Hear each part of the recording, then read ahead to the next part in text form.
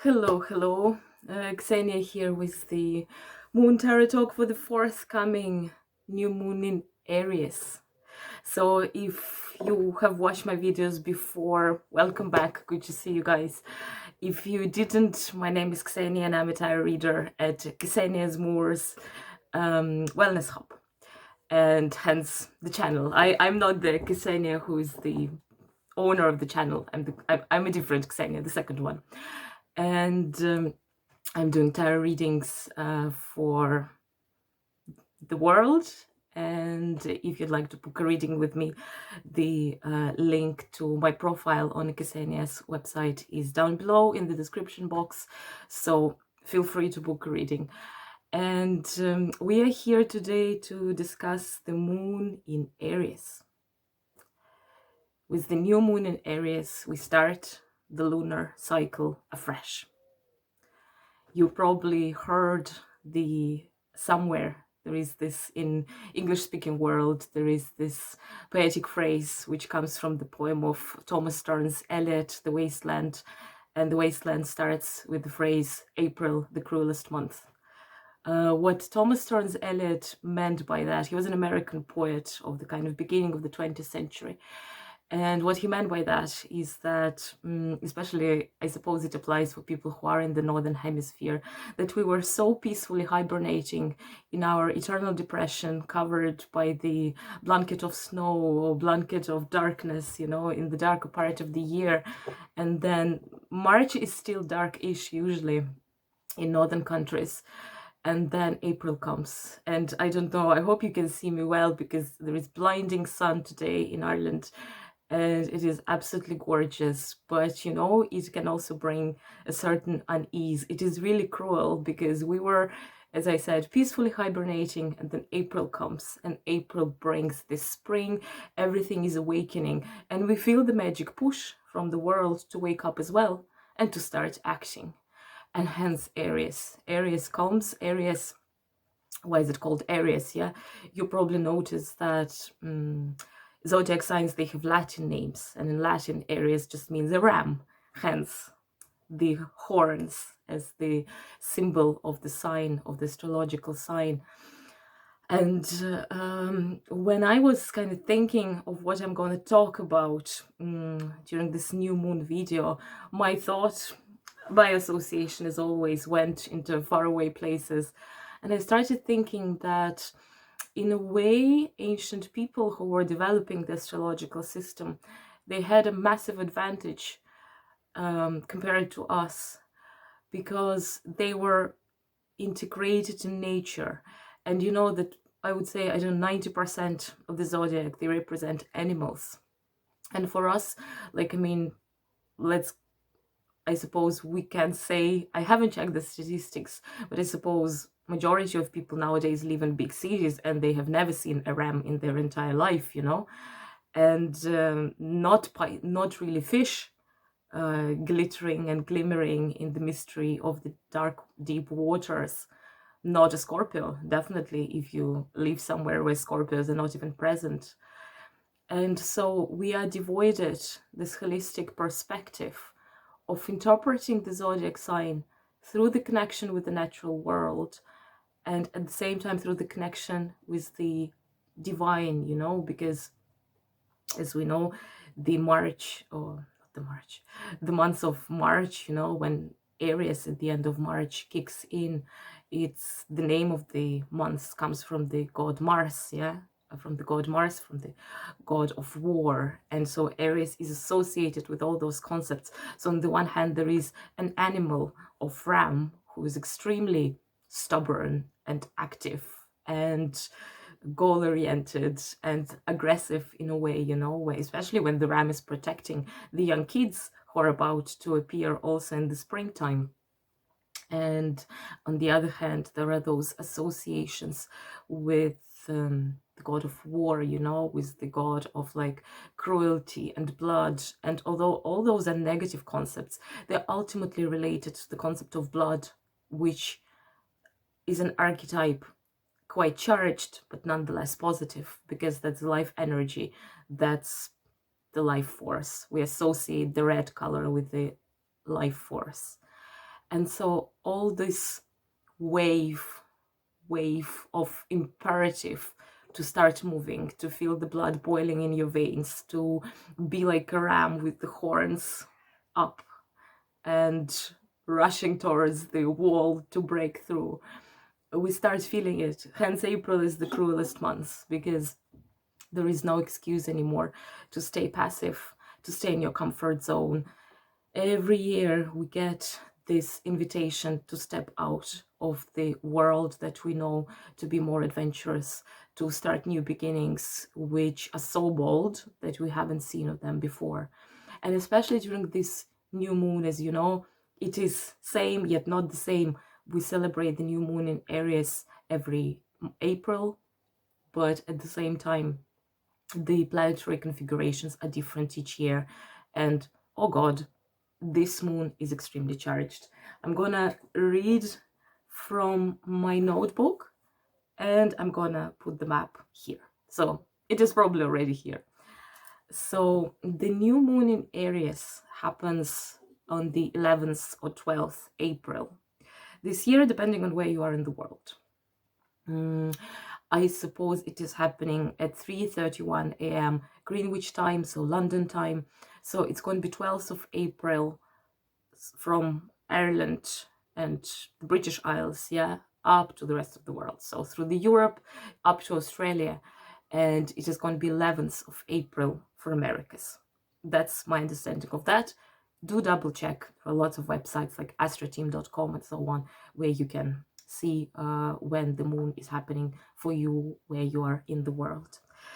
So the moon is extremely loud. April is the cruelest month, with the awakening nature, with the sun getting absolutely blinding, with the weather pushing us to go for a walk, to go somewhere, to start dreaming again. And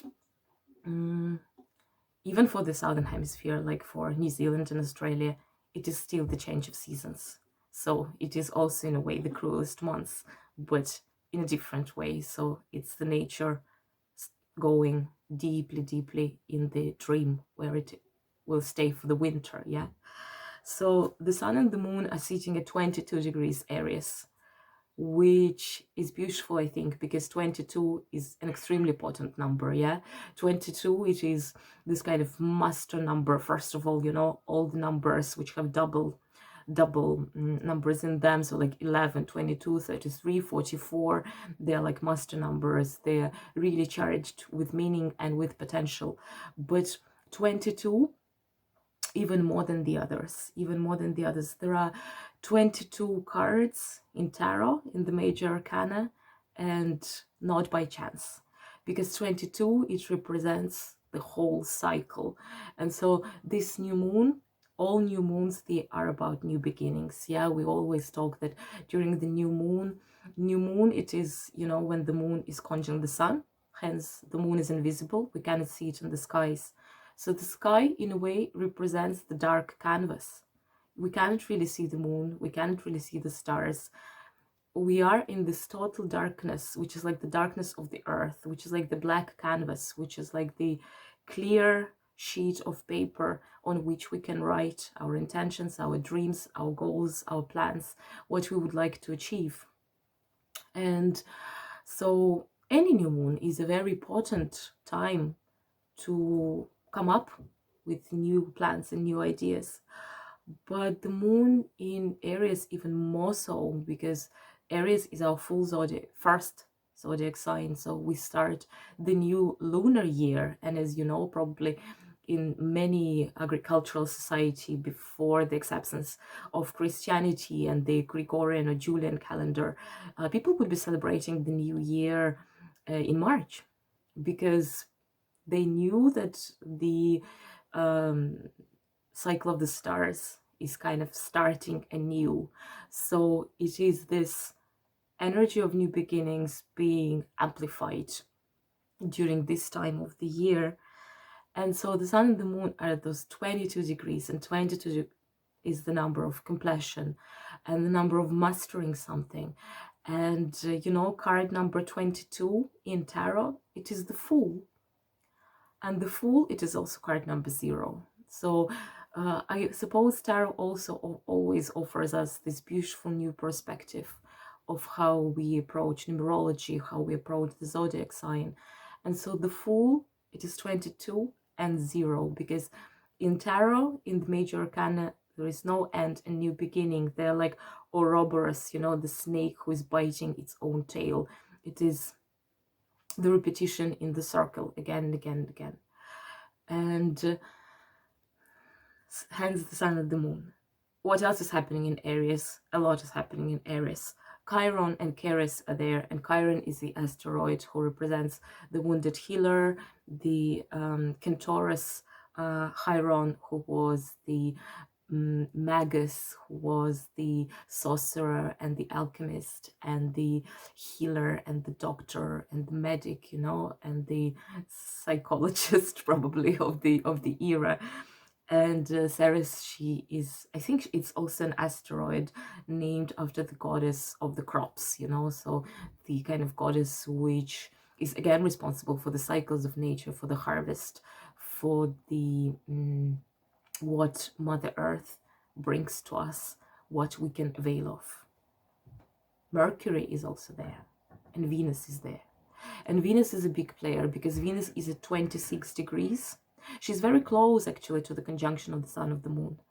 And Venus at 26 degrees, she's squaring Pluto in Capricorn, and she's sextiling Jupiter in Aquarius. She's making an exact square with Pluto, and almost exact sextile, because Jupiter is at the 25 degrees. And then Jupiter is also trining Mars in Gemini, because both of them are around 25, 23 degrees. And the moon at 22 degrees, she's like in the midpoint. So Jupiter is in Aquarius here at 25 degrees. Mars, which is ruling Aries, which is the patron of Aries, which is the ruling planet of Aries, is in Gemini at what, 23 degrees. So they're comfortably trining. Trine is a very beneficial aspect. And in the moon point, in the midpoint, in the moon point, what a beautiful word I have just invented. Yeah, in the midpoint at 22 degrees of Aries, there is the conjunction of the sun and the moon. So the moon is kind of getting this boost, magical boost, from expanding and generous Jupiter and from the super proactive Mars, who is ruling Aries. So there is all this dynamic of planets talking to each other and really encouraging us to reinvent ourselves, to come up with new revolutionary ideas, to be bold, to take old dreams and plans which seemed absolutely outdated, impossible to do, to just take them out of the closet, dust them, and reconsider them anew. So it is, I suppose, this new moon is extremely bold. And because I have been so very busy with all the works I was trying to handle, I need to say I didn't do any rituals in a very long time. I didn't do any readings for myself or anything. But when I was preparing for this new moon, I was like, whoa, that's the time to start doing something. That's totally the time to start doing something. I would definitely write, I don't know what I'd like to achieve and where I'd like to be, where you see yourself in 5 years, as this, like, you know, sorry, idiotic interview question, but like, yeah, where you would like to be, essentially. And the moon is happening, as I said, on the 11th or 12th of April, and then I suppose around 13, 14, the moon is going to move to Taurus, and I suppose then it becomes visible, and it's time to start doing magic, you know. I suppose this would be really a very good time to have a very, how to say, a very profound dialogue with yourself, yeah, because Pluto is squaring Venus, so Pluto is challenging Venus, and Pluto is deep and dark, and Venus is very emotional.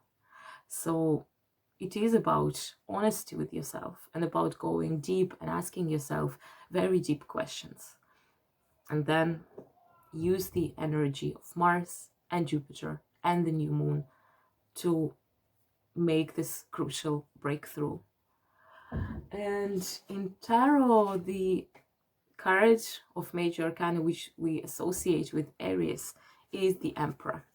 And I have chosen the Star Tarot to show you the Emperor today, because in the Star Tarot, the way the Emperor is portrayed is somehow non-conventional. In a way, it blends the imagery of two cards, the Emperor and the Chariot, because it is on the Chariot card, on the card of Cancer, that we have those two horses.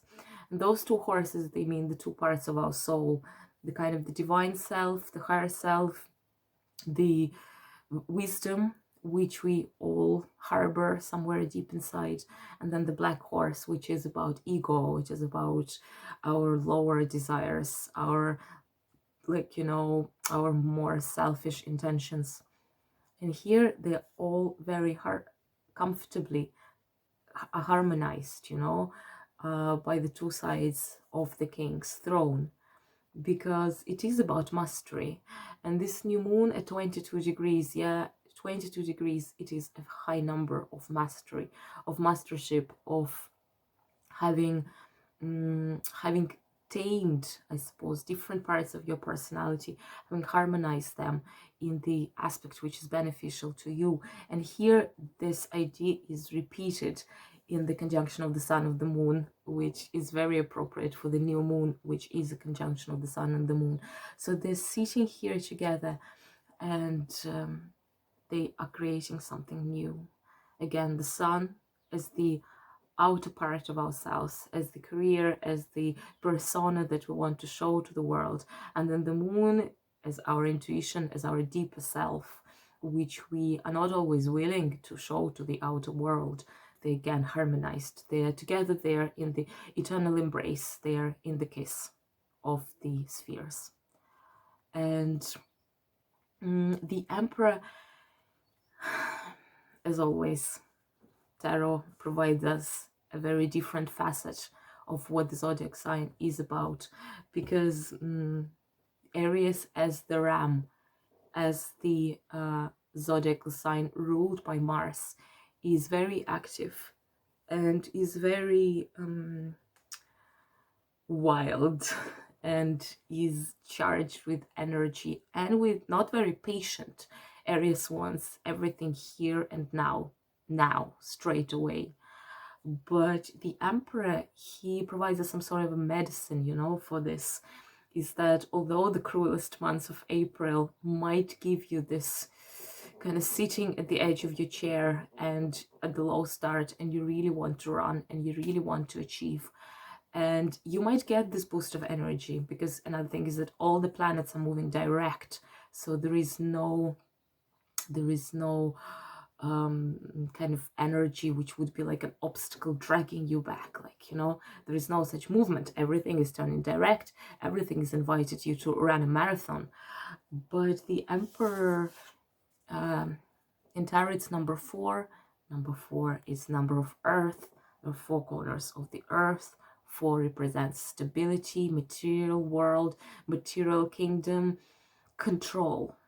Emperor is a ruler, he's a controlling figure, like, you know, he has tamed those 2 horses, he's holding the reins of those 2 horses, he's directing them where they're supposed to go. So although we might feel like kids, not really patient, just I want this, I want this, I want this, the tarot reminds us of this higher manifestation of Aries, which is to know how to work with your impatience, to know that you might put lots of energy in achieving your goal, but at the same time knowing fully that the result will come when it is due. It is probably not tomorrow and not today.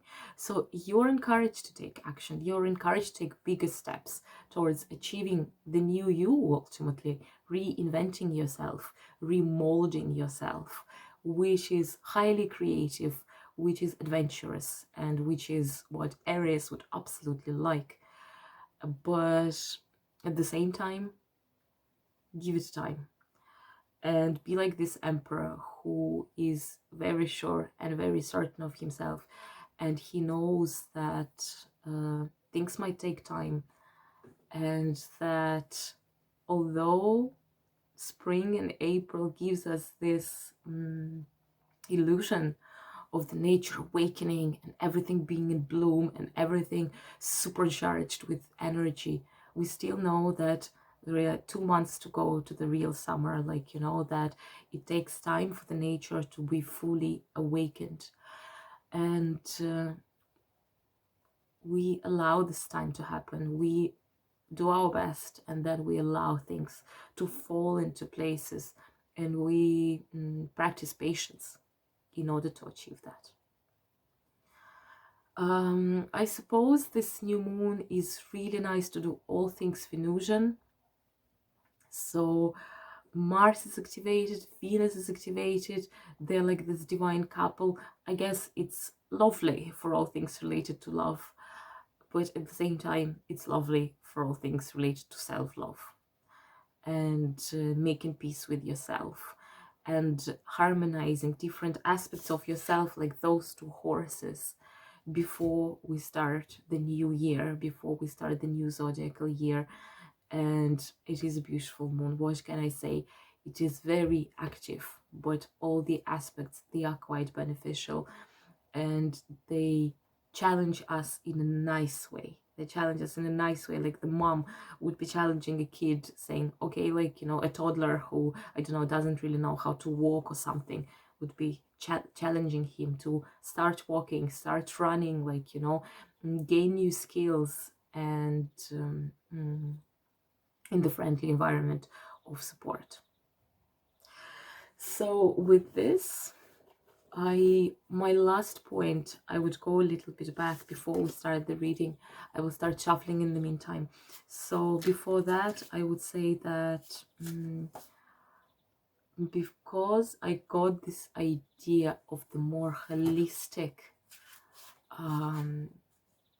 way of thinking about things, yeah, of how zodiac starts opening up new meanings if we actually observe the nature more closely.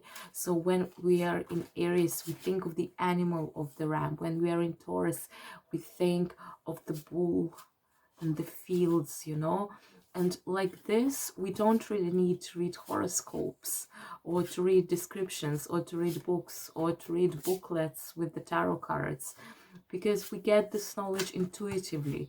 We look at the ram in the field and we understand what the sign is about. We look at the Taurus and the bull, we understand again.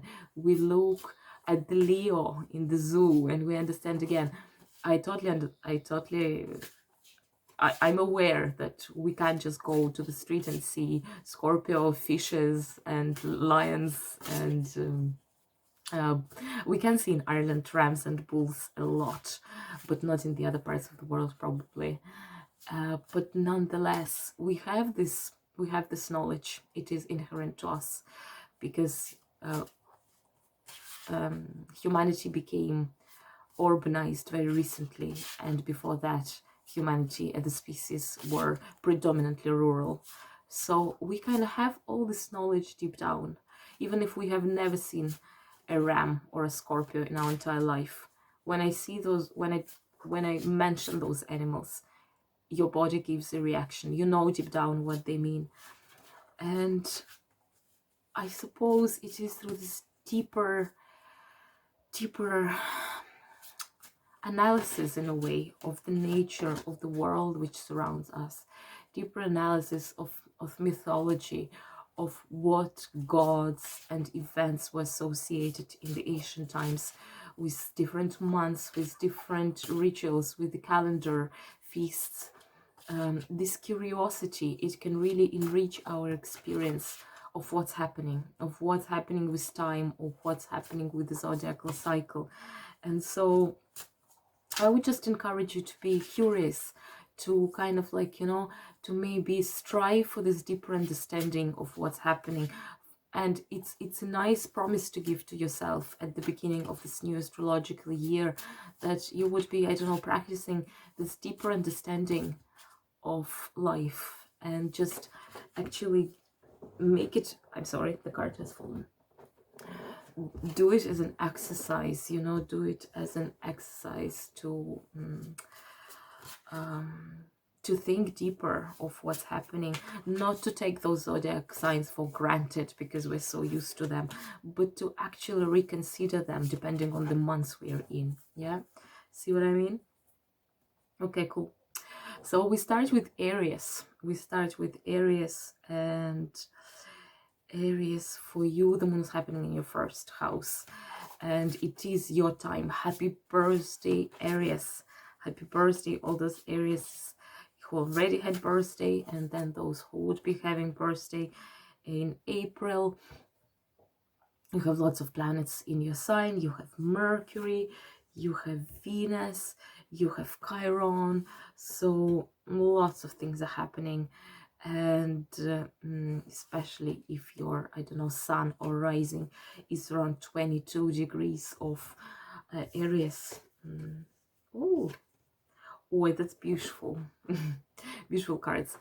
Yeah, so especially then I think that it would be a supercharged moon for you, because the new moon is at 22 degrees. So what did you get? You get the moon. Not a big surprise, right? Prince of Wands, Aries, yes, and 10 of Swords. That's fantastic. So the moon and the Prince of Wands, literally, moon in Aries, yeah? We started with the moon. The full moon in tarot, traditionally, it is the card of uncertainty, the card of, like, you know, when your intuition is so heightened that you're less connected to the outer world, you're more connected to what's inside of you, and so you even step somehow tentatively, because everything is opened up in the new perspective. You know, when the sun is shining upon objects, you know, they look in one way. When the moon is shining on them, everything looks very different. I don't know, the yard of your house in the moonlight looks completely different, like a place you've never seen before. That's the moon. The moon has a potential to transform things, to make us consider them from the new perspective, from the new point.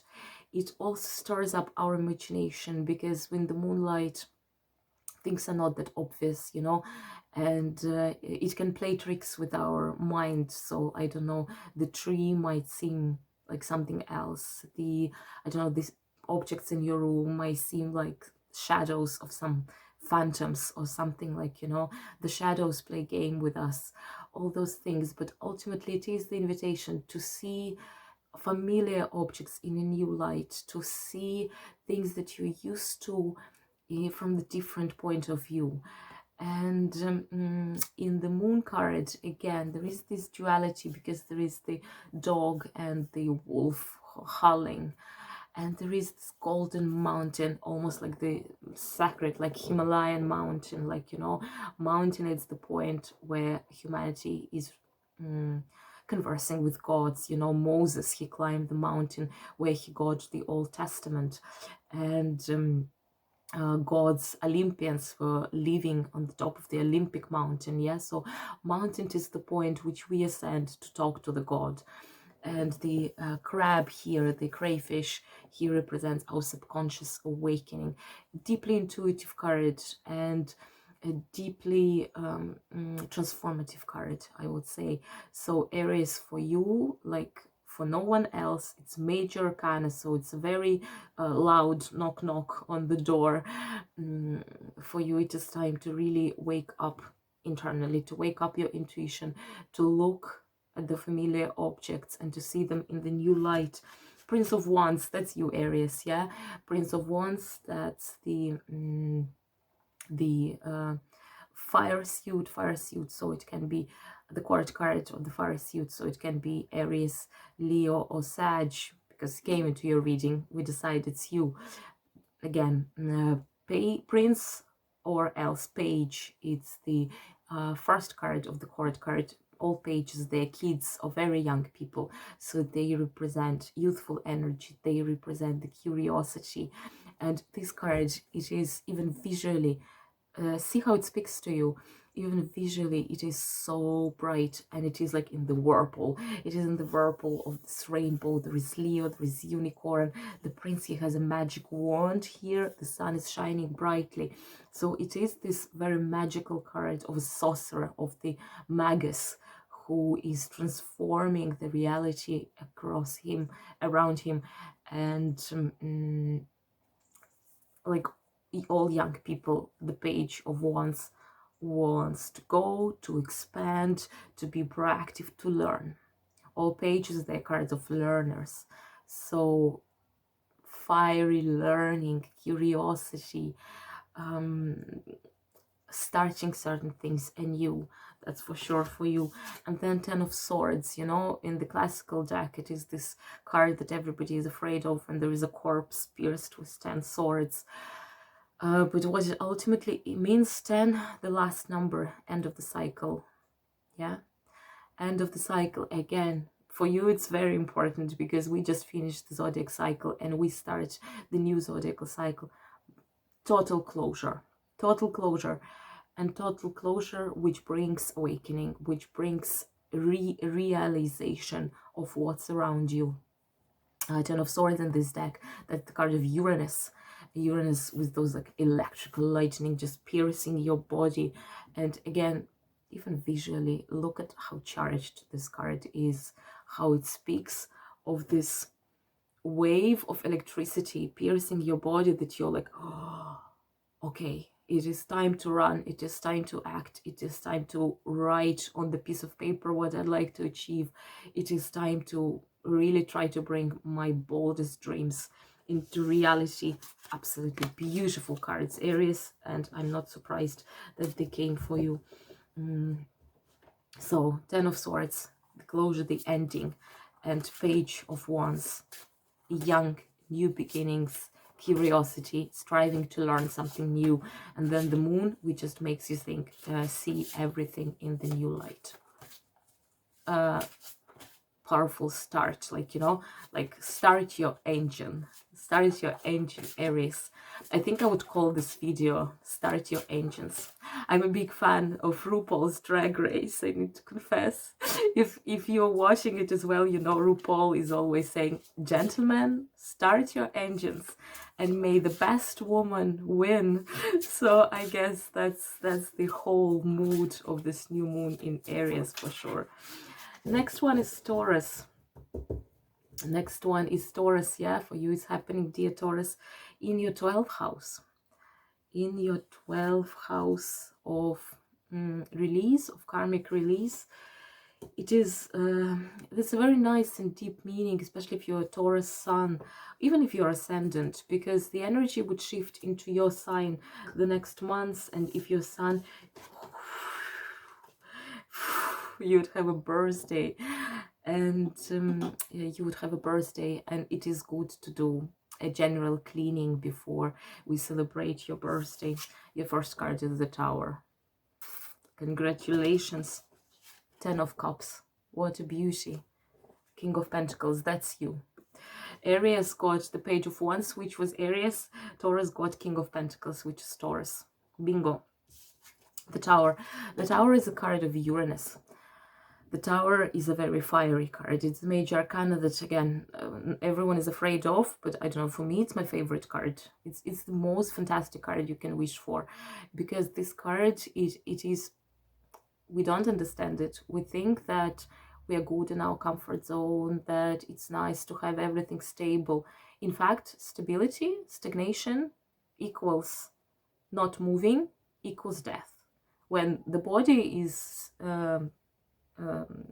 kind of stagnant and stable, when it is not moving, it means the body is dead. I'm sorry. So stirring up things, it is good for us. It is really good for us. We just need to shift our perspective from being afraid of change to embracing the change and getting excited for this change. The Tower is the card of Uranus. Uranus is sitting in Taurus. So Uranus continues doing its electrical revolutionary work with you. And with all those, like, to be honest, what's happening in Aries, it is pretty much the eruption of the volcano, because the moon and the sun are there, Venus is there, Chiron is there, Mercury is there, Jupiter is involved by aspects, Pluto is involved, Mars is involved. So Mars is fire, Jupiter is expansion, Moon is at the midpoint in your 12th house of karmic release, of getting rid of old patterns. Mars is fire, Jupiter expansion, erupting. Everything is on fire. Everything is being burnt. If you want to do a radical cleansing, breaking up with your past life, breaking up with your old patterns, relocating, moving, applying the new job in Antarctica, I don't know. Yes, this is an invitation to do so, because like Taurus, you're an achiever. You want to kind of like, you actually naturally want to achieve things.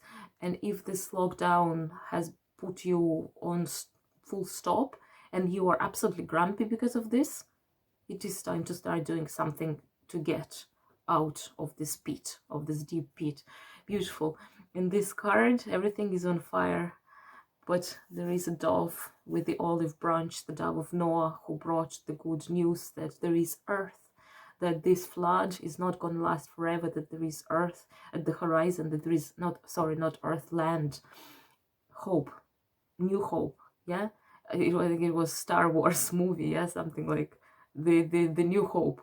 I never watched Star Wars movies, so I don't know what I'm talking about, but you know, the pop culture concepts are popping into my head. After the world is flooded and is no longer there, there is a new hope. And the new hope is indeed there. 10 of Cups, the most beautiful, harmonious card, like, you know, which is 10, completion, cups, emotions, love, feeling of fulfillment, harmony. Like, you know, this card, it is just this beautiful, peaceful baby sleeping on the lap of his mom. The loving father is here. The beautiful doe, like, you know, doe is also very feminine, very peaceful, very like otherworldly animal. The rainbow represents the colors of the chakras. The birds and butterflies represent transformation. The good news from the other world are coming your way. By the way, this full moon can be very intuitive for you, because 12th house is intuitive. It is a karmic house. It is a magical house. So maybe you would get some, I don't know, downloads, some news from the other world. Watch out for the signs. I think the world around you would speak to you for the signs of how you should transform yourself. And then the King of Pentacles, yeah, the King of Earth, so Virgo, Taurus, or Capricorn. That's you. You will reach the stability, the abundance, the fulfillment that you love, that you're very comfortable with. But before, you need to go through the tower moment and really invite some radical change into your life, because it just cannot continue the way it was continuing. But it is good that we end it on the positive note of the King of Pentacles, because King of Pentacles is how you are, how you want to be. It is aligning with yourself, aligning with the maturity and stability and financial success and abundance and security. And just need to burn everything to achieve that. But to be honest, I think that this is so understandable, because all those old objects, old patterns, old belief, they're tracking you down. And then when you burn all of it, it is liberating. It is so liberating. And you stand in the middle of this field, surrounded by the ashes, and you feel like the King of Pentacles. You're like, yes, now I belong to myself. I know what I want. I've never been more sure of where I need to go. Yes, yes, yes. Next one is Gemini. Gemini, for you, the moon, the new moon is happening in the 11th house of connections, of friends. You are now hosting Mars. Mars at 23 degrees of Gemini, who's the ruler of Saturn. And Mars is trining Jupiter in Aquarius, and the moon falls in the midpoint at 22 degrees. So Mars is very much activated. It activates you. The trine to expanding Jupiter activates Gemini as well. So let's see what the cards have to tell you about that.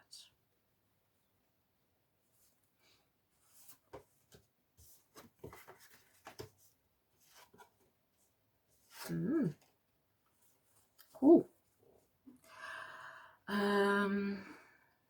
Gemini, you got King of Cups and Nine of Pentacles and Nine of Wands.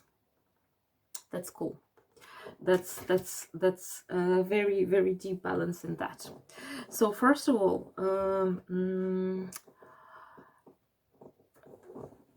Mars supercharged in your sign, it gives you a magic boost to start moving forward. But when you start moving forward, because you also have the North Node, and to have the node, especially the North Node, the node of destiny, it is always as if you are under the magnifying glass from above. So whenever you're moving forward, you need to make sure that the steps you're making are in alignment with the higher self. It is actually much more difficult that you would be thinking, because it requires total silence, silencing all other voices, so that you can hear the voice of the North Node, which is your destiny, which is your higher self. And that's the King of Cups. King of Cups, he's the Fisher King of the Grail legend. He's the master of the Grail. What is the Grail? Grail is the divine. Grail, it is the divine love. Grain, it is the blessing. It is this irrational divine love, irrational intuitive feeling of going there and not there, because Christ tells you to go there, and it might be not even what you would consider for yourself, but you know that you need to go there, and that your grail and your treasure awaits you there. So for you, I think, very deeply intuitive moon. So you need to start acting, because you got the king, and the king is the last of the court card. And then you got 2 nines, which are also the end of the cycle, yeah, because 9 is the last natural number in the row, yeah. 10 is the final card in tarot in the suit, but 9 is the last card, which has its own meaning, because 10, it's already 1 plus 0, so it's 1 again, kind of. It's completion and new beginning at the same time. So very deep completion, very kind of deep closure, but at the same time, all those cards, they're very mature. And the King of Cups, he's the king who has really mastered his emotions. So all the kings, they are in conversation with the emperor, and the emperor, major arcana number 4, it is the card of Aries, yeah. So the shade of Aries is invisibly present. But King of Cups, he's this emotional facet of the king. He is ruling his life, he's ruling himself through harnessing his emotions, through balancing his emotions, but at the same time through being in touch with the divine always. And so the king is proactive, because the king cannot be passive. The king needs to symbolically create and recreate his kingdom, and the well-being of his kingdom depends on the well-being of the king. So in order to bring your kingdom in harmony, you first need to harmonize yourself, and this requires lots of like self-control, what the king represents, and opening up the crown chakra. So you're invited to move forward very actively, but only after the moment of total silence and connecting through the divine. During the new moon, Gemini, I don't know, pray, do some ritual, try to figure out where you should go in connection with your higher self. And then 2 nines, very different nines. 9 of Pentacles is total bliss, and 9 of Wands is the responsibility and probably even a little bit of tiredness, and at the same time taking control of things. 9 of Wands, it's the control of fire, and 9 of Pentacles is the blessing of the earth. 9 of Pentacles, both of those cards are very internal, and King of Cups is very internal as well. 9 of Wands, it is this tired traveler on the path who already won lots of wands, but the ultimate wand, he connects to the moon, and moon is emotions, and moon and the higher self. And this man, if you can see, his eyes are closed and he has a star in his third eye chakra area. He's going deeply down and he has his magic wand and he connects it to the moon, and moon is subconscious and intuition and in your emotive states. And this woman as well, she's looking at the small bird. She's again very inwardly looking. She's surrounded by the blissful blooming fields and everything is fantastic, but she's still looking at this tiny bird. And the bird, you know, in many cultures, that's the symbol of the soul, you know, like, I don't know, we know, for example, that Gallic druids, they were believing that after death souls are migrating in the shape of birds, you know. So birds represent the soul, which is again, it's like taking care of your soul is with tiny bird looking at it, like, you know, taking care of it. So in a way, very active moon, because king is active. 9 is a master number, which is challenging you, which requires you to make a bold step forward. But all the cards at the same time, they're very spiritual, they're very much inward looking, and acting through the connection with the divine, always, like, you know, ask for the guidance, I suppose. Ask for the guidance if you're working with like spirit guides or anything. Ask for the guidance to show the way to you, like, you know, ask God to show you the way where you should move, and probably even surrender, because surrendering, it can also be a form of active acting through surrendering. And it might require even more action than just acting on your own. So wisdom, acting in relation to the divine wisdom. That was Gemini. Next one is Cancer.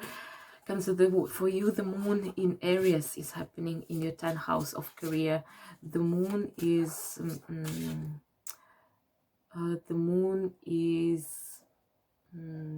encouraged by Mars and Jupiter and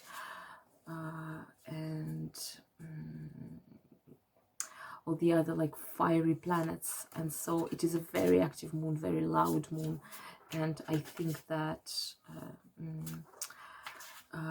if you are thinking of changing your career, then it might be the case that it's a good time to start thinking of it. So the moon in Cancer, okay, there were 2.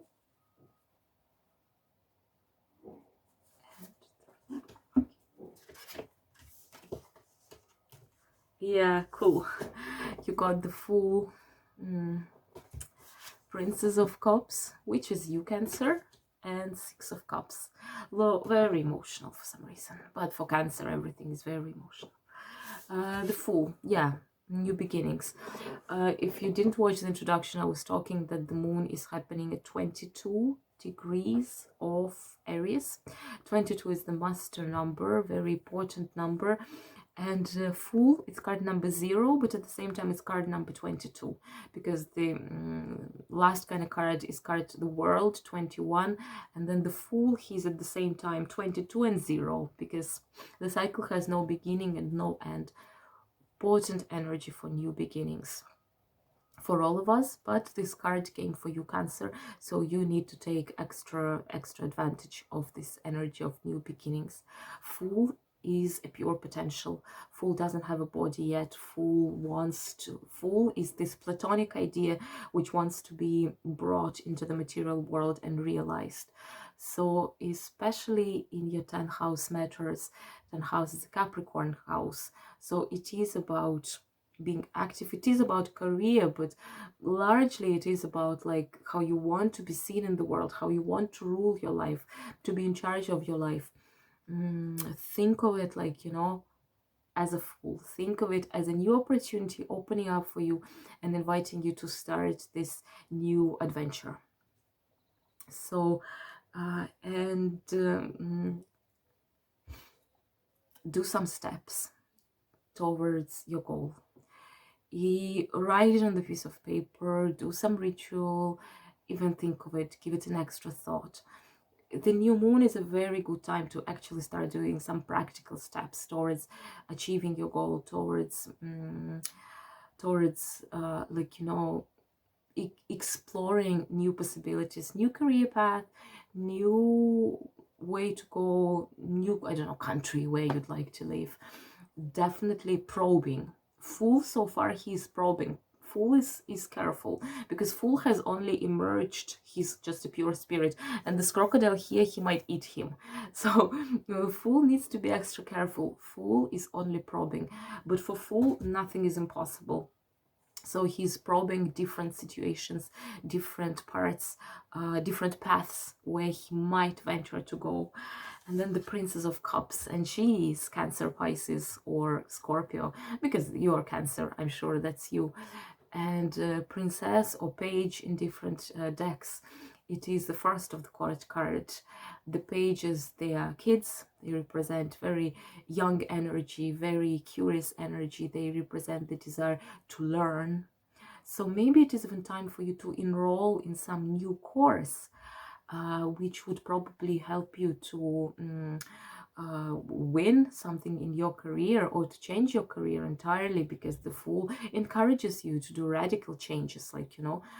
And the Princess of Cups, she is very emotional. So again, same as for Gemini, it is this acting after the dialogue with your inner self. And because this new moon, I think, is very, how to say, it is charged with this guidance from the God and higher self, so that you can actually, you can ask for guidance and ask you to show the correct way, and then just be super attentive to signs, to messages. Maybe your friend would drop something, maybe you would hear something in the movie, some line, and you would get like, oh wow. Or I don't know, you will listen to the song and you will get something, yeah, that's what I always wanted to do. So be attentive to this. But also Six of Cups, it is the card of soulmate energy. It is a card of childhood, of nostalgia. Maybe it is actually even time to look back at your childhood memories. This card doesn't really speak of childhood traumas, because it is very light, you know, in its mood. But maybe even consider what you wanted to do as a kid, what was bringing you happiness. And I suppose if you wanted to be a ballerina when you were 6 and now you are 40, your time is gone. But still, maybe you can find the new career opportunities and or even inspiration in going back to this and engaging this activity as your hobby, you know. Because again, Page of Cups, it is about learning, and it is about learning cups, yeah, in relation to arts or occult matters. Maybe you always wanted to study astrology or the course of the history of art, or to learn how to paint, for example, and you might enroll in this course, and you're an accountant, let's say. But because this new direction in your life would open up certain channels inside you, you might even be seeing your routine job in a completely new light. It would open, like, you know, your creativity. It would make you think out of the box, and you would even be working your old job in a totally new way. That's also the Fool doing, what is it?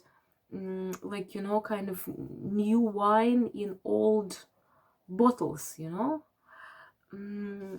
So that's it. That's pretty much it. And Venus is very active during this moon, because she is aspecting Pluto and Jupiter, and so Pluto is deepening her and Jupiter is expanding her, and Venus is about beauty and art and so on. Because you got so much cups, so many cards of cups, I totally think that maybe it is time to, I don't know, beautify your life somehow, Cancer. Okay, next one is Leo. Next one is Leo. Leo, for you, it's happening in your 9th house. Ninth house is the house of the divine. Ninth house is the house of philosophy, the house of higher learning. And the new moon is so loud and it is so charged with the potential for the new beginnings. So new beginnings in learning, new beginnings in getting downloads from the divine. Leo, this can be your time. Don't waste this new moon. Really think carefully, be bold. Think of what you'd like to achieve. Do the first steps. I don't know. Do the first.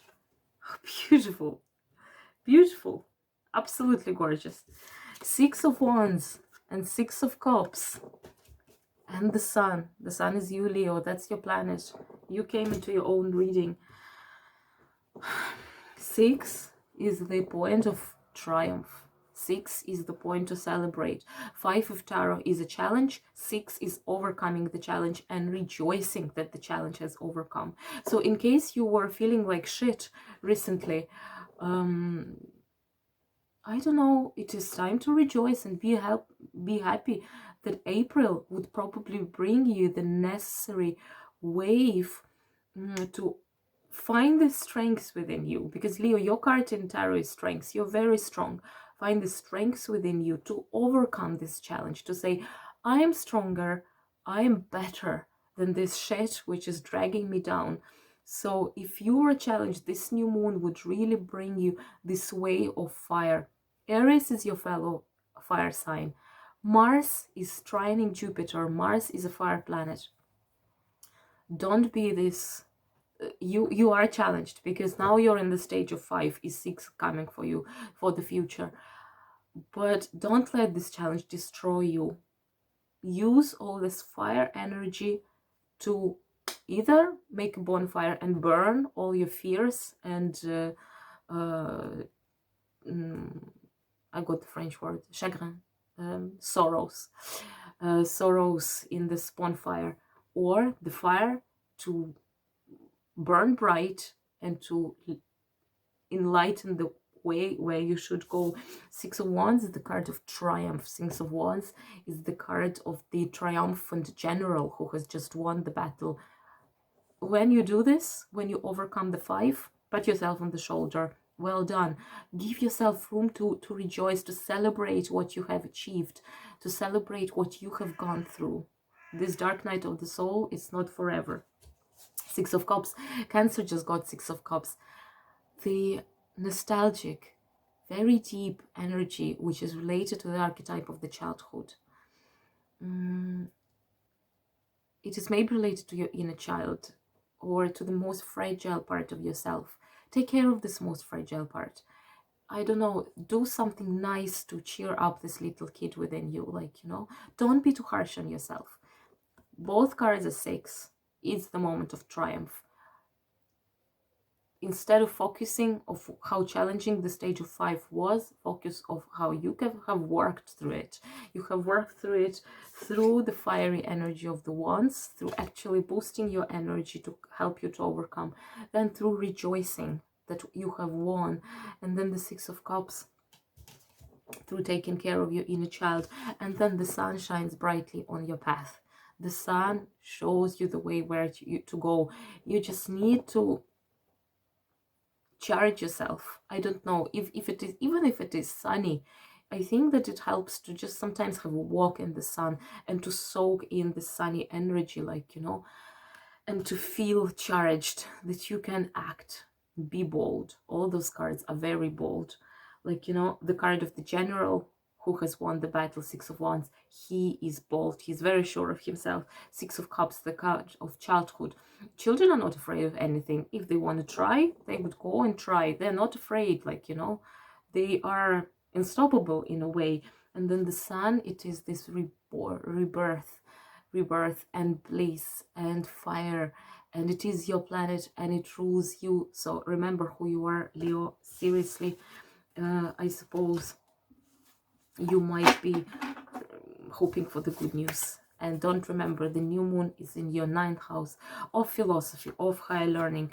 Let the sun shine brightly on whatever negative self-destructive patterns you have in your life, and just let the sun and the fire of Aries, of Mars, of Jupiter give you this magic kick so that you can start moving forward and rejoicing and acknowledging what you have achieved instead of what you have not achieved. Next one is Virgo. Virgo, for you, the new moon is happening in your 8th house. Yeah, 8th house, it is one of the financial houses. It deals with inheriting something. It deals with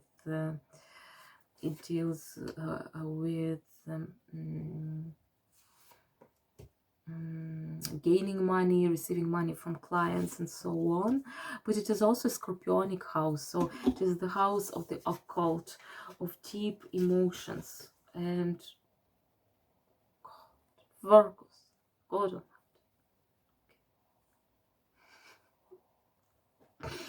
Okay, yeah, I suppose forget about the financial house. Looking at the cards, I think that it is this deep Scorpionic house of transformation and dealing with the darkest, deepest corners of your soul. 4 of Swords, the card of meditation, contemplation, and rest. 3 of Swords, heartbreak, and the Magician. Win-win will be grand, Virgos. You remember I'm Virgo rising, so ready for it. 4 of Swords. 4 of Swords, the card of deep rest. Not a surprise for me, the new moon is a place of darkness because there is no light. 8th house is a dark house. It is a kind of malefic house in a way. It is a Scorpionic house of the deep, of the hidden, of the wounds, of the occult, of all your fears which are buried, as I say, in the room of the Bluebeard, in the castle of your soul with all the corpses of his wives, you know. 4 of Swords, you see, it is represented either by a tomb, so a dead body, or here it is very interesting. This person, he kind of wait in hibernation together with the bears under earth, you know, kind of underground. So it is symbolic death, but the spirits of the bears are taking care of you, they're guarding you. So, and the fish represents your subconscious. The fish, the Pisces, yeah, it represents emotions, what is deep down. So you go symbolically in the depth of your 8th house, you go underground, you do this descent into hell, like you are working with this metaphor. You're not afraid to go to the underworld because the bears are guarding you. They're your friends, they're your shamanic spirit guides, and there you would be meeting the fish in the deep waters, in the ocean of your subconscious. You would be meeting yourself. So it is a time of extremely deep work with yourself, Virgo. I think it is really time to go deeper than you usually go and have a dialogue with yourself and see what you want to do with your life. And also, please acknowledge all these sorrows and heartbreaks and let them transform you. Pluto is activated during this moon. Pluto is in Capricorn, your fellow earth sign.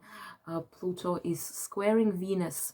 Venus is heart and emotions, and Pluto is a wound, and square is challenging aspect.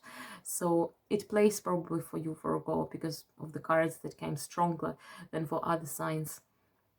Go and acknowledge all those heartbreaks and don't be afraid to face them, because the 3 bears are guarding you. And just like really meet this fish in the subconscious of your soul. And just see, and 3 of Swords, just don't forget that this card brings eternal hope, that through working through our heartbreaks and sorrows, we are like, you know, we are growing new plants. It is like, you know, it is actually this idea from the church fathers that there are 2 baptisms, you know. There is the baptism, no, when you're baptized in the church with the holy water, and then there is the baptism of tears. So for church fathers, crying, those were like waters of baptism, purifying your soul. So if you want to cry over things that didn't work for you, over losses, over like heartbreaks. Give it a go. This would purify your soul. This would kind of baptize you again. This would clear the path for the new flowers. Here you see, there is, probably you can't see, but there is a blue lotus flower which is growing from her. And there are also, like, you know, two angels whispering in her ears, saying that she's not alone, you know, this woman. So if you need to just really be alone and go deep and work within and just cleanse, do it. But then you will reemerge as the magician. That's fantastic.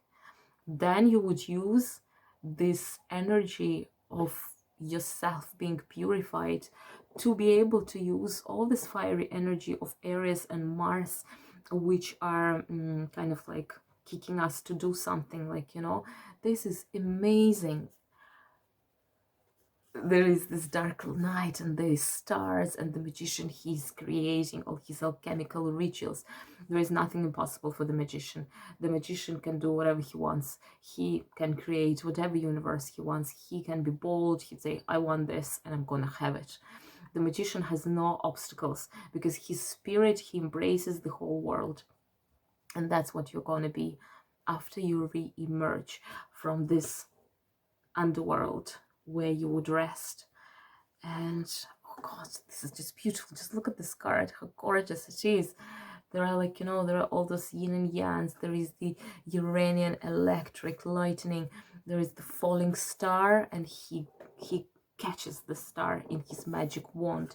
So although there might be a moments of like very deep work and facing unpleasant moments, irritating moments within you, all those cards, they are in very deep conversation with each other, and ultimately it is worth it. It is worth to cry a bit if the reward is becoming the magician, right?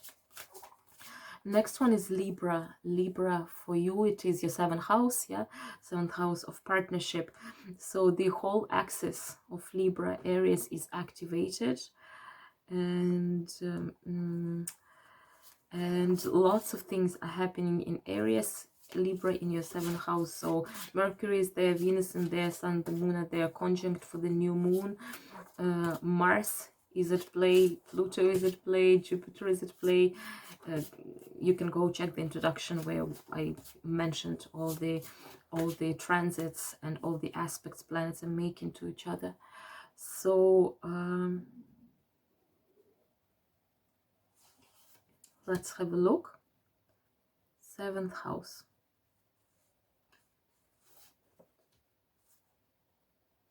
For Libra.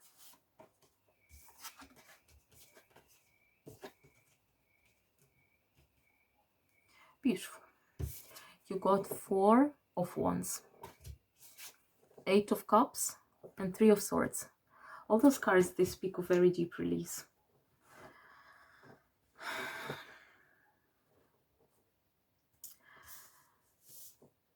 The card of Aries in Tarot, in Major Arcana, it is the Emperor. Emperor is number 4. Number 4 is the card of stability, 4 corners of the earth, 4 legs, has a chair, yeah? It is the point of stability. It is the point of groundness. All 4s, they communicate in this regard with the... Oh, there is a wasp outside my window. I'm very much afraid of the wasp, so I'm happy my window is closed. Sorry for that. So all 4s communicate with the Emperor through this. 4 of Wands, those are 4 corners of your house. So it is a very good time, because it is the partnership house, to maybe, to be honest, harmonize your relationship within your house first. 7 of Wands, by the way, 7 of Wands. The 7th house, it's also the card kind of like of partnerships in terms of like your relationship with your spouse, yeah, marriages and so on. And 4 of Wands, it's also the card of marriage, you know. It is the card of building your home, of trying to find your home, whatever it means to you. If it talks about harmonizing relationship with other people, or actually maybe you would even, because the Venus is in your 7th house, and Venus is like, you know, with Jupiter and with Pluto, it is deepened, it is expanded. Maybe you would even move houses. Maybe it is a good time to move in with your partner, for example, and to start creating a new home for both of you, you know. So that's what Four of Wands is. Four of Wands is a total bliss. But all the cards that came for you, they all speak about the relationship, but from different points of view. And because this moon is so active and so charged, I think that you're kind of invited to do the all-embracing analysis of your 7th house matters, of your different relationship with different people. It is time for you to really work with people and to see 7th house, it is you, right? Because Libra gave the meaning to our collective 7th house. Yeah, so it is your house. 7th house, it's your house. So you know how to deal with those people. You know how to bring into harmony aspects of relationship with different people. And so Four of Wands, this is more about your inner circle. This is harmonizing relationship with your family, with your house, with your home matters, with your partner, with your spouse. And then there is the Three of Swords, and Three of Swords, that's the card of sorrows and of tears and of heartbreaks. It is maybe time to harmonize relationship with people who were less nice to you, who broke your heart, who, like, you know, who made you feel pain. It is time to work through this as well and to forgive them, because with Aries we're starting the new cycle and we want to take all those grudges with us into the future. So it is time to release them. And in the center, what you got is Eight of Cups, and Eight of Cups is the card of renovation of your emotional life. It is like, you know, you got the kind of two sides of the same coin, the beneficial aspect of the relationship and the heartbreaking aspect. But in between, it is getting rid of all of them, restructuring, restarting anew all of them, because Eight of Cups, it's the card of moving on, letting go. It's again, like, you know, I think it can mean relocation. It can mean, I don't know, starting something new again, like, I don't know, moving in with your partner, or probably if that was a heartbreak, moving out from your partner, which is also brilliant, and starting renting your own place, you know. Eight of Cups, it is this card of turning your back to all your past relationships, taking what needs to be taken with you and turning your back to it, not dwelling on it, and starting ascending to the mountain, to the new, absolutely new relationship. I guess, to be honest, for all of us, there is this imperative to move on in this way or other way, because it is the beginning of the zodiacal sign. It is the beginning of the new lunar year. So it is Happy New Year, you know, and it is time to write the resolutions and clear up the space and achieve something new, you know, right? So general cleansing in the house of relationship, Libra, both good and bad, both old and new, and ultimately turning your back to the old ways and looking for the new ways for yourself to develop those relationships, to develop yourself in those relationships. Next one is Scorpio. Scorpio, for you, Aries, is your 6th house, yeah? 6th house of routine. 6th house is the house of Virgo, house of routine, house of health, of everyday habits, so of all those things. Let's see what you're getting, Scorpio.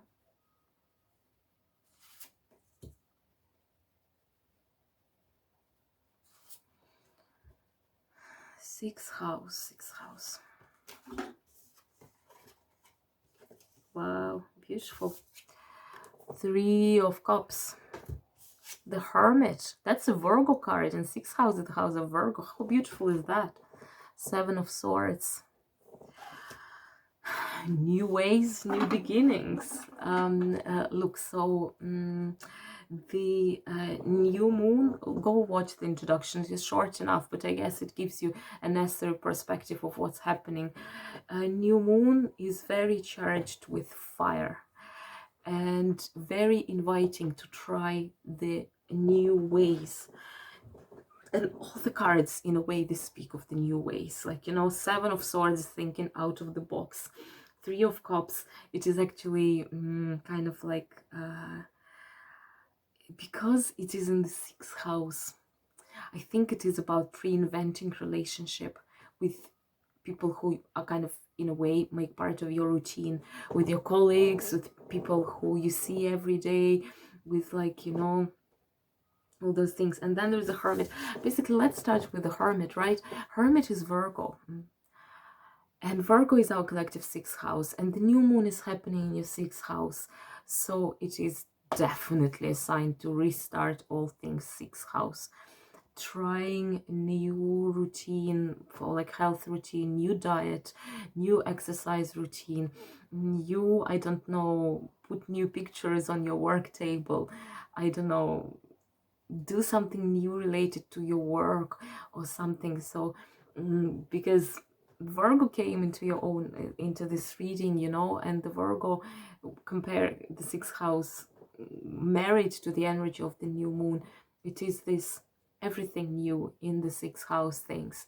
But before you do it, like, you know, the Hermit, it is of course always the invitation to spend some time alone, to spend some time praying, meditating, reconsidering things, reinventing things, how to do them better, and to try to find the source of light that would kind of shine through the darkness which might surround you otherwise, you know, and so that you can clearly see what are the new elements you might bring in into your 6th house matters.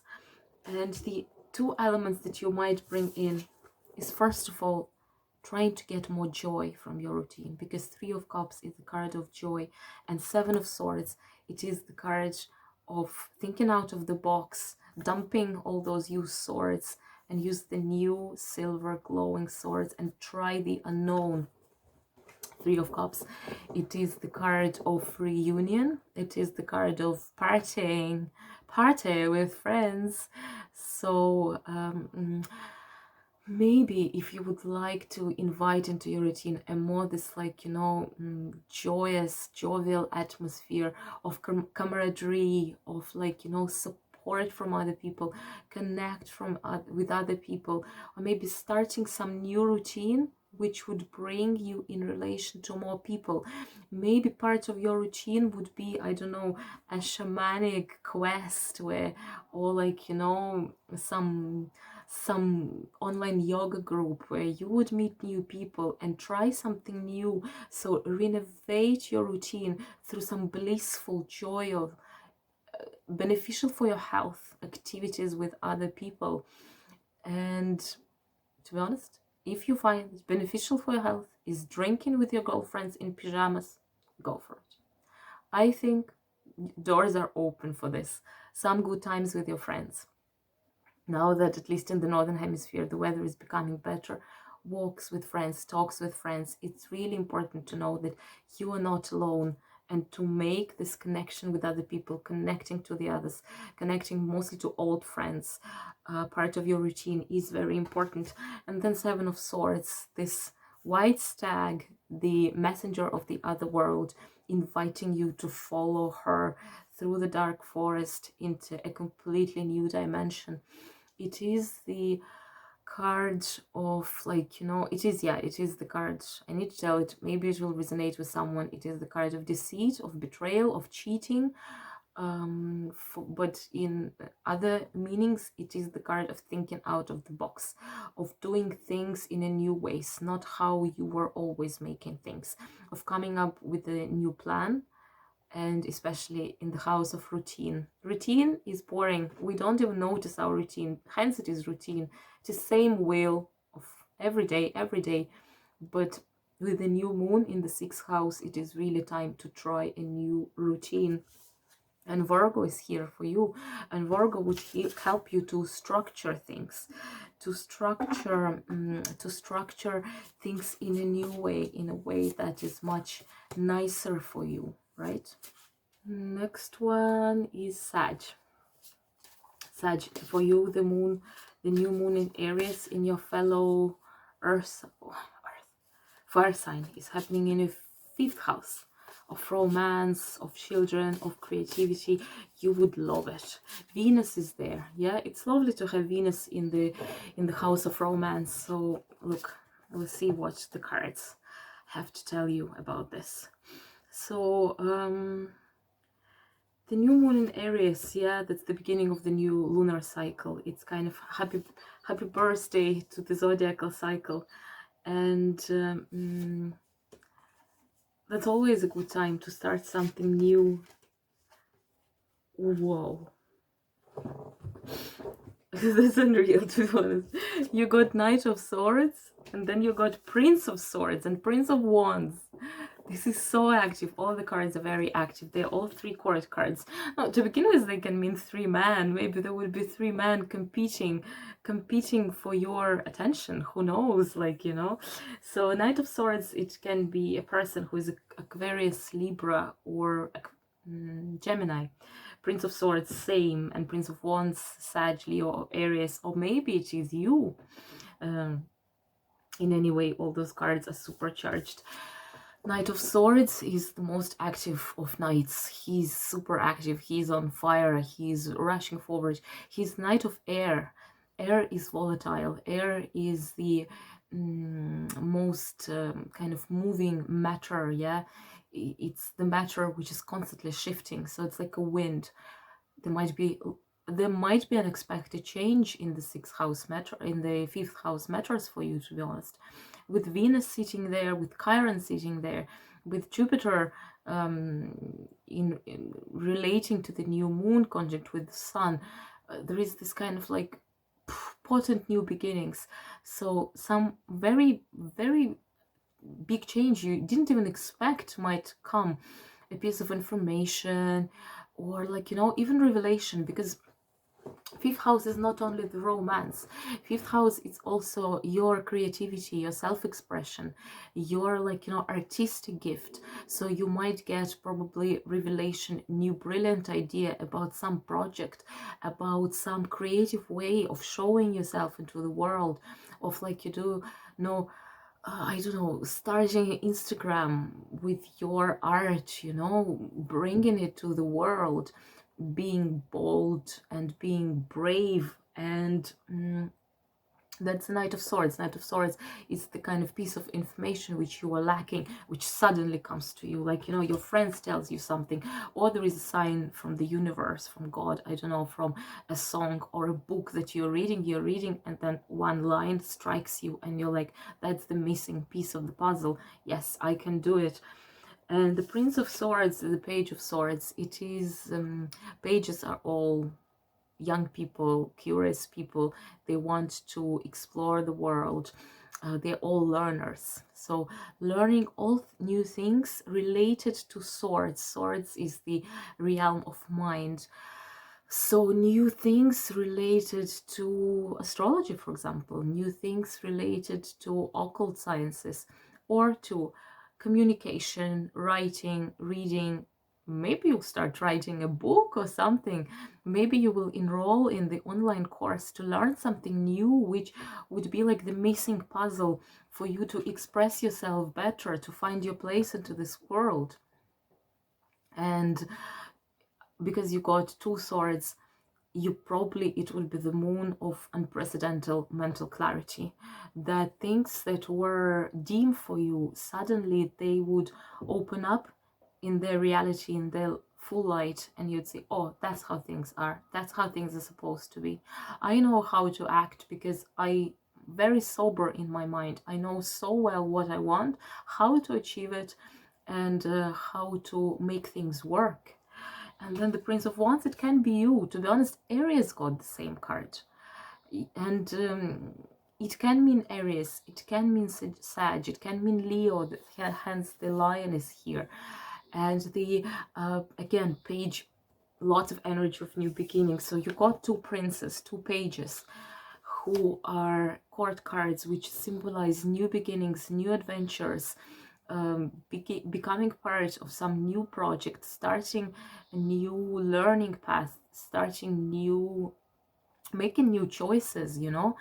And this card is supercharged with fire energy. And this man, he has a magic wand. He's like this sorcerer. He's the magus, you know. He is the magician would be the word, yeah. He's the magician who uses this fire energy to transform the world around you. Wow. Lots of new beginnings in the 5th house matters. If you're single, Venus is there. If you're in the relationship, maybe a totally new page with the relationship with the opposite sex. Maybe you would meet someone, or maybe you would get to a new stages of relationship with your current partner. Maybe you would learn something new about your partner, which would make you to see your husband or your boyfriend or your girlfriend in a totally new way, you know, in a totally new light. So, but all the court cards, they mean people. So whatever it is, there is a big chance of like new acquaintances, new inspiring, stimulating conversations with people, getting information from your higher self through people. So be attentive to what your friends tell you, what your relatives tell you, what, I don't know, news presenter on TV tells, because all this might be the way of God communicating to you, God communicating to you through other people. So yeah, it's beautiful to have a new moon in the 5th house, especially when Venus is there. So I think you will feel very energized and very curious and very kind of like learning oriented and learning through people. That's what's very important. Capricorn. Capricorn, for you the new moon is happening in your 4th house of home, of family matters, of siblings, of your family, of the legacy you are getting from your parents. Oi, how wonderful. You got the Emperor, and the Emperor is Aries. Beautiful. 5 of Swords, some challenge. And Queen of Swords, clarity, truth. The Queen of Truth. So Capricorn, you love to be in charge. You love to be in control. So it is time to take all the matters relating to your house into your control, like the Emperor. Think where you want to build your kingdom. Are you happy with the place you're currently living? Are you happy with the situation with your parents, with your siblings? How can you change it? Maybe you'd like to relocate. Maybe you'd like to be close to your parents. Maybe you'd like to serve some problems in that area. Those are new beginnings in the realm of relating to your legacy you're getting from your family. That's an important house because we build our personality, whether we want it or not, on the conventions our parents told us of how we were raised, how we were taught by our parents, by our immediate circle. It is time to really arrange all those things, like, you know, probably making peace even with, like, you know, your childhood, with the house in which you were born, and bring it all into order. And the Emperor is Aries, and the new moon is in Aries. So Aries came to you in this reading, and Aries with this beautiful new moon happening at the 22 degrees, which is the midpoint between the trine of Jupiter and Mars. This is, like, you know, such a pleasant and active and emotionally charged energy, which would definitely help you to basically find where your throne is, like Game of Thrones, Capricorn. So looking what is your advantageous point, what needs to be done in the relations to the matters of the 4th house in order for you to achieve this stability that the Emperor is embodying. to feel like an emperor of your life, to be in full control of those two horses, which represent two parts of your personality, your higher self and the ego, the divine and the selfish, more like inferior ideals and goals. Those need to be brought into control, and this is going to be challenging because fives in tarot is the point of challenge. Here there are 5 swords piercing the heart, you know, and there is the cross, so it is like a little bit of crucifixion. 5 of swords also might mean verbal conflicts with other people, so maybe you would achieve this stability through openly, I don't know, arguing with your parents or with your siblings or with your landlords, in order to gain the foundation on which you can build and stabilize yourself. And that is probably the bitter pill which needs to be taken in order to move forward, because this new moon is all about moving forward. But you know what? Truth is born in the argument. I don't encourage you to become all emotional and vexed and offended and argue with your parents, I don't know, without any reason. No, but in a very polite, informed way, to build a challenging dialogue, probably, in which truth will be born, because you also got the Queen of Truth, the Queen of Swords, and she's the Queen of Truth and the Queen of Clarity, of mental clarity. Hence she gets all those rays coming from her crown chakra, you know. She's the Queen of Birds and Butterflies, the Queen of Transformation, the Queen of communication, yeah, of mental activity nonetheless. So words are involved for you in this new moon. Talking, speaking, maybe even speaking to yourself in relation to where you want to be, where you want to build your house, where you want to be the king of your life. And it's a good sign.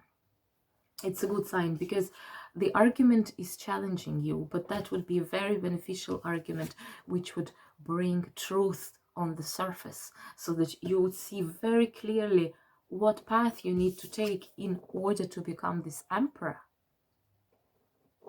That's it. Capricorn, that's absolutely beautiful.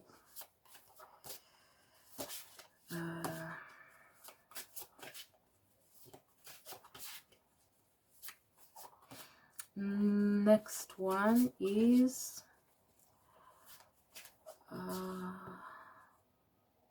Aquarius. Yeah, Aquarius, for you, the new moon in Aries, it is your 3rd house. Your 3rd house of Gemini house of communication, of words, of speaking your truth.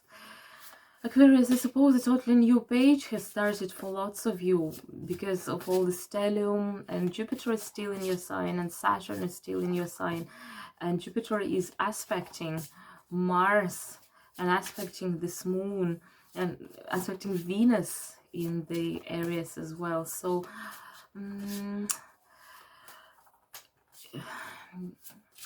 Aquarius, you need to be really brave and really bold, because you are really now, how to say, all those planets, all those, like, you started the year with the stellium.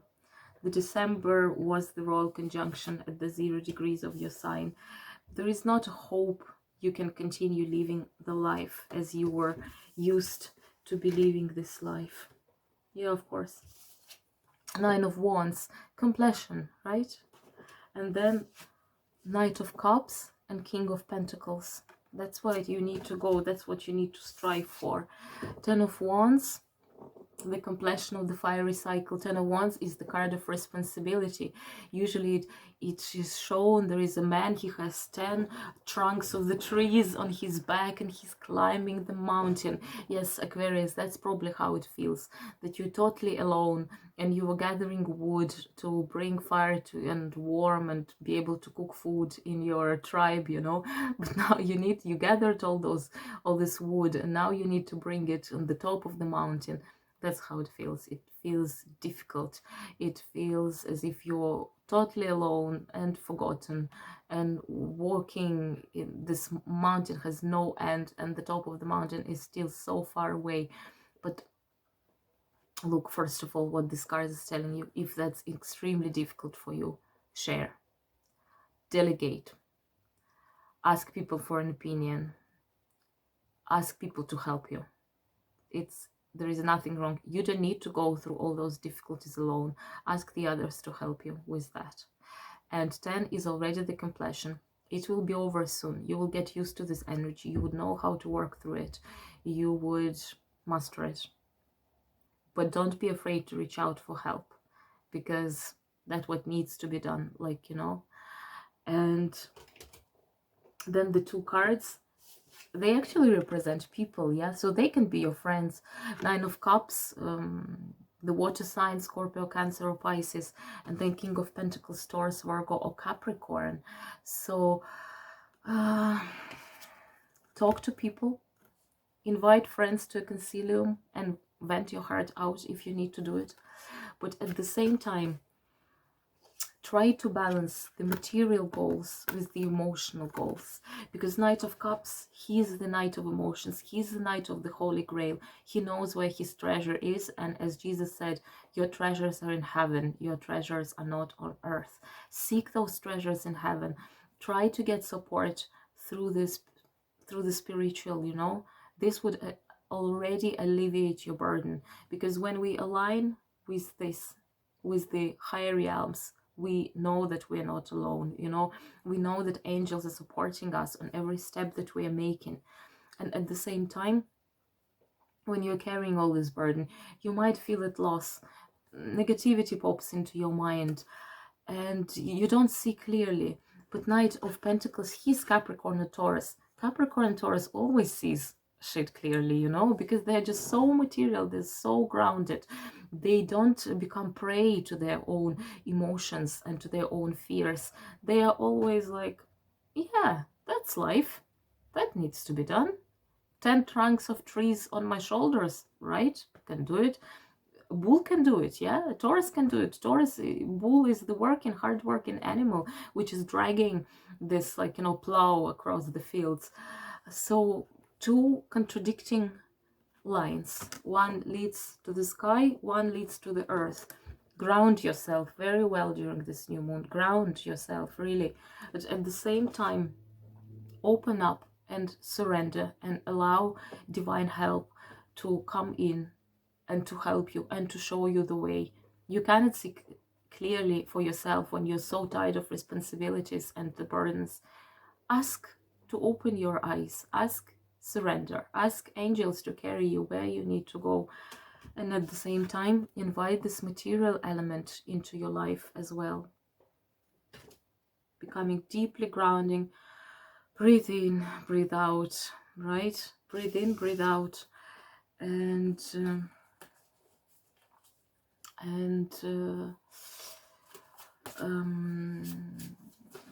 how to say,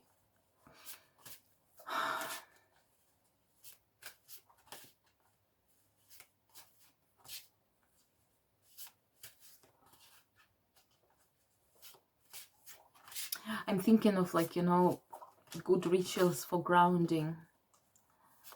Maybe even, like, you know, doing something with earth. I don't know, earth is awakening now if you're in the northern hemisphere. Taking care of flowers, planting a tree, planting vegetables.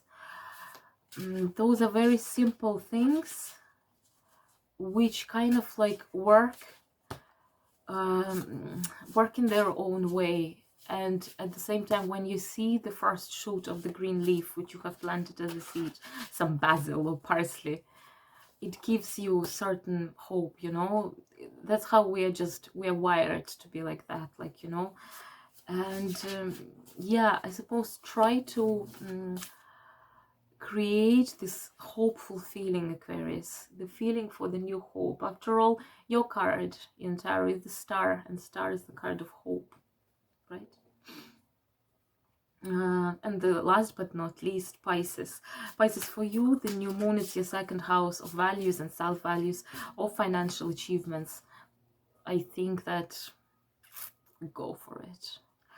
The moon is super active, super charged with fire, with Jupiter expanding, with Mars being drive and passion and impatience. And so I think that, whoa,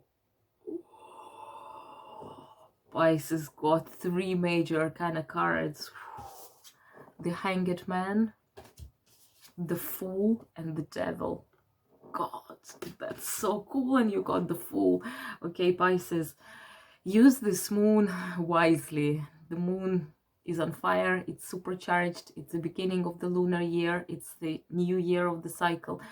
You just had your birthday if you are the Pisces moon, or if your ascendant kind of like still, like, you know, your ascendant was just activated when the sun was traveling through Pisces in February, March.